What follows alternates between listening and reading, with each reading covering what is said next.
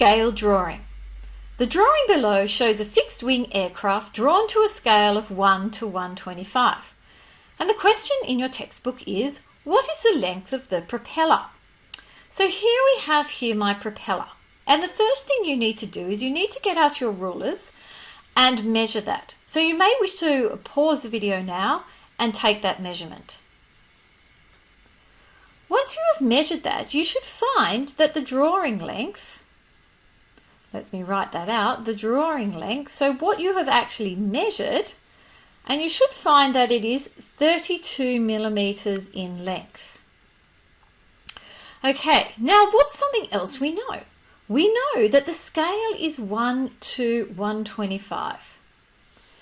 And what this means is in my drawing, every 1 millimeter is worth 125 millimeters in real life. So I like to think of it as a drawing and real life. Or I could have measured in centimeters. Every centimeter in my drawing is worth 125 centimeters in real life. This is how a scale works.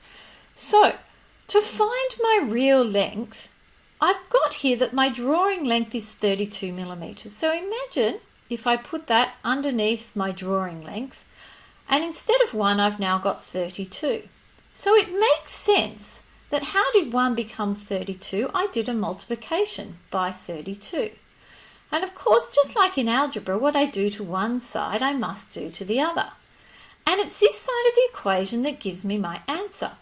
So if I have a look at it now, the real length, which is what I'm trying to find, the real length of my propeller is 125 multiplied by 32.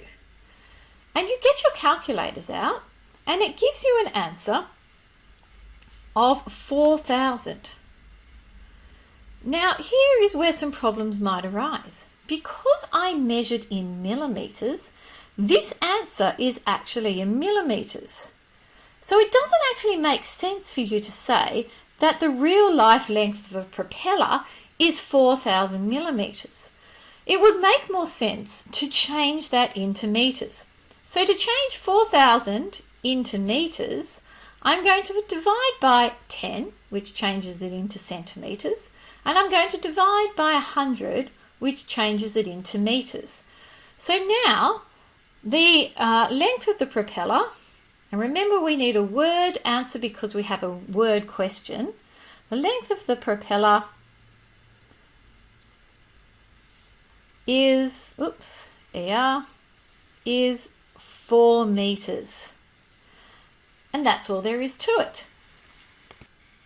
So in part B, a line is drawn between the centres of the front and rear wheels on the drawing. So from here all the way up to here, a line is drawn. If the actual distance is 9.88 meters, how long should the line on the drawing be? Now, the very first thing we always do in answering these scale questions is to actually write the scale down.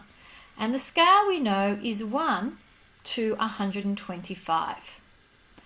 And so the 1 is meaning on my drawing, and 125 means in real life. So for the scaled length, we're going to divide the real life number by 125. And because this is our scale factor. So what that's going to look like is I'm going to find the scaled length. So what I have is my actual distance in real life, and I'm dividing now by the scale factor because I need to know what it's going to look like actually on my diagram, or what that length is actually going to be on my diagram. So if I do that, I get this really small number, 0.07904. And this number, 9.88, was in meters. And so my answer here is in meters, which is why it is such a small number. Now, what I really need to do is I really need to change that into centimeters. So to change from meters into centimeters, what I need to do is I need to multiply by 100. So if I multiply this by 100, what I end up with is 7.904 centimetres. So that means that this length on my scale drawing between my two wheels would be a length of 7.904 centimetres. So in conclusion, whenever we're doing a scale drawing, we always write down our scale. The first number is always the drawing, and the big number is the scale factor, or how much larger something is in real life. And if we are going to be finding out what something is in the real world, we're going to be multiplying by our scale factor. If we're going from the real world into a drawing or a scale drawing, we're going to be dividing by our scale factor.